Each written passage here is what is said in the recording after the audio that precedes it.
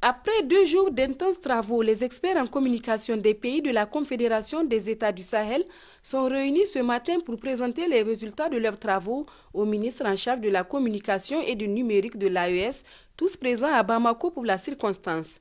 Une cérémonie qui comporte à son ordre du jour 4 points, à savoir la présentation du rapport proprement parlé, la présentation de 3 logotypes choisis dans le cadre de l'amélioration de l'identité visuelle de la Confédération, la présentation d'une esquisse de la télévision AES, de la Web TV et des mécanismes de sa mise en œuvre. À l'issue des différentes présentations par les 10 experts, les ministres de la communication de l'AES se sont exprimés sur la qualité des travaux. Le défi le plus important pour nos États, c'est la communication. Vous savez que nous sommes dans un contexte extrêmement difficile lié donc à l'insécurité et au terrorisme. Des moyens sont déployés pour justement lutter contre le terrorisme, mais l'un des moyens efficaces, c'est l'information, c'est la communication. C'est aussi la culture, parce que nous devons transformer les mentalités, désarmer les cœurs et les esprits à travers donc l'information que nous allons diffuser auprès des populations. Aujourd'hui, nous montrons à travers ces résultats abattus que l'AES ouvre la voie à l'Afrique pour se libérer de certaines préjugés selon lesquels on ne peut rien faire nous-mêmes. Aujourd'hui, nous montrons, vous avez montré qu'on peut compter sur les Africains eux-mêmes. Par rapport à la Web TV, tout à l'heure, quand j'ai suivi la présentation, j'étais émerveillé de ce qui a été présenté. Sauf qu'il faut penser à l'instantanéité des choses.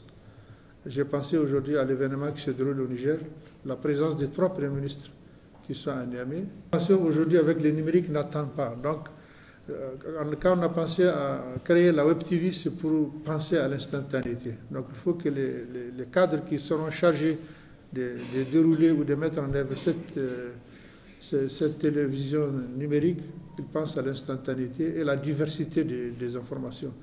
Et aussi à penser aux actions de développement. C'est ça qui intéresse notre population. Puis vient le discours de clôture de cet atelier prononcé par le ministre de la Communication du pays hôte. Après avoir souligné le caractère hautement stratégique de la communication et de la culture, en cette ère de toutes les guerres livrées contre l'AES, particulièrement celle de la communication, le ministre Alhamdou Ag-Ilien s'est réjoui également des travaux des experts, des travaux dont il tire une légitime fierté. Notre espace traverse depuis plus d'une décennie une crise politique et sécuritaire sans précédent. La Confédération des États du Sahel est sans nul doute la réponse à cette crise, mais malheureusement, elle fait face à un acharnement médiatique tendant à rompre la dynamique enclenchée par les plus hautes autorités des 3 pays qui sont leurs excellences, le capitaine Ibrahim Traoré, président du Burkina Faso, le général d'armée Assimi Goïta, président de la transition, chef de l'État, président de la Confédération des États du Sahel, le général Abdrahman Tiani, président du Conseil national pour la sauvegarde de la patrie, chef de l'État du Niger. Mesdames et messieurs, chers participants, la réponse appropriée à cet acharnement médiatique consiste à la mise en place d'outils de communication adaptés, comme la Web TV, afin de mettre à disposition ou publier des informations fiables et instantanées, ainsi que des messages de sensibilisation.